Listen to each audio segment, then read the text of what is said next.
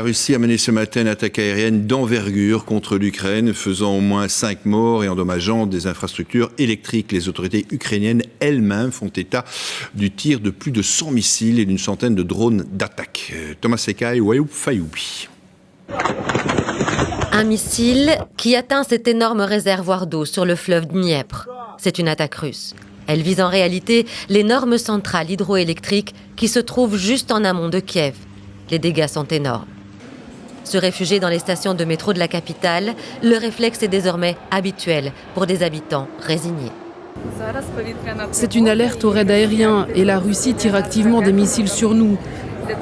Alors j'attends dans le métro pour me protéger. Certains expriment leur lassitude et leur colère.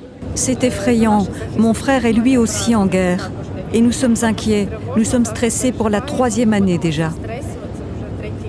Aux premières heures du matin, la ville est surmontée d'un nuage de fumée, vestige des frappes de la nuit.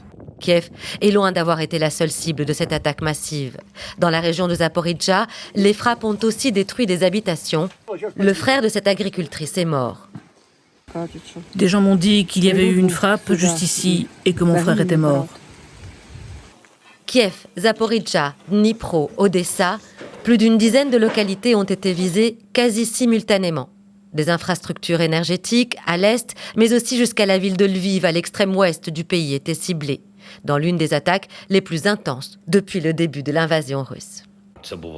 C'était l'une des frappes les plus importantes. C'était une frappe combinée, avec plus de 100 missiles de différents types et environ 100 drones Shahed. Et comme la majorité des frappes russes dans le passé, celle-ci était perfide, visant des infrastructures critiques et civiles dans la majorité de nos régions, dans les régions de Kharkiv et de Kiev, dans la région d'Odessa et dans les régions occidentales. Il y a malheureusement des victimes. Le président ukrainien qui appelle ses alliés à ne pas restreindre la fourniture d'armes à l'Ukraine.